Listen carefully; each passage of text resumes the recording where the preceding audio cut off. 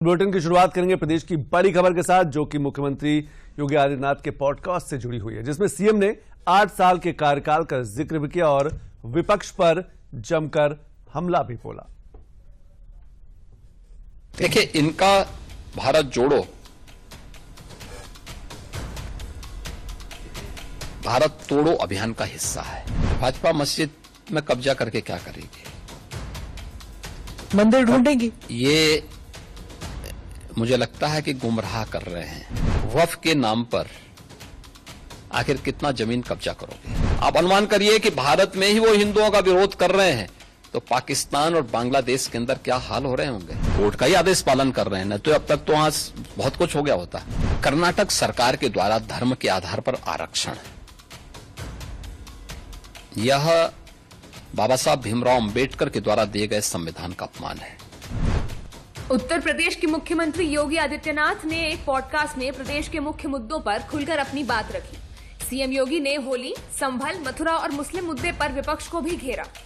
इसलिए मुसलमान इससे खतरे में नहीं है, इनकी वोट बैंक की राजनीति खतरे में है। जिस दिन अपने पूर्वजों को भारतीय मुसलमान समझ जाएगा, इन सब के बोरिया बिस्तर बन जाएंगे।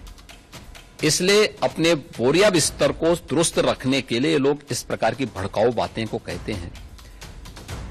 भारत के मुसलमानों को याद रखना होगा, वे तभी सुरक्षित है जब हिंदू सुरक्षित है, हिंदू ट्रेडिशन सुरक्षित है।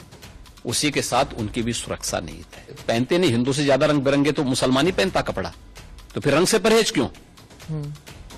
यानी तो दोहरा आचरण है। तो क्या रंग बिरंगी कपड़े पहने, लेकिन अगर रंग पड़ जाए तो हाय तौबा मचाते हैं? ये नहीं हो सकता है। ये दोहरा आचरण क्यों मचाते हो जी? अरे गले मिलो। बहुत सारे मुसलमानों ने रंग में होली खेली है।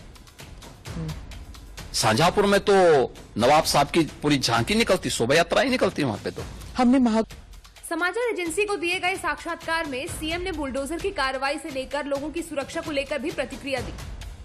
जो स्वयं न्याय को, कानून को अपने हाथों में लेते हैं, तो बहुत बार कानून के दायरे में रहकर के उनको सबक भी सिखाया जाता है। जो जैसे समझेगा उसको उसी भाषा में समझाना चाहिए।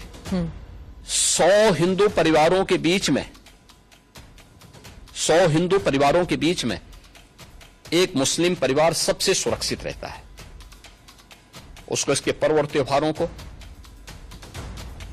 उसको अपने सभी मजहबी कर्मों को करने के लिए, या जिस मत और मजहब या संप्रदाय या सेक्ट का अनुयायी होगा, उसको उस परंपरा के अनुसार अपने सारे धार्मिक मान्यताओं या उपासना विधि को पूरी स्वतंत्रता होती है।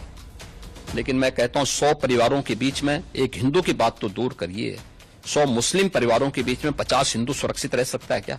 नहीं रह सकता। अब बांग्लादेश आपके सामने उदाहरण है।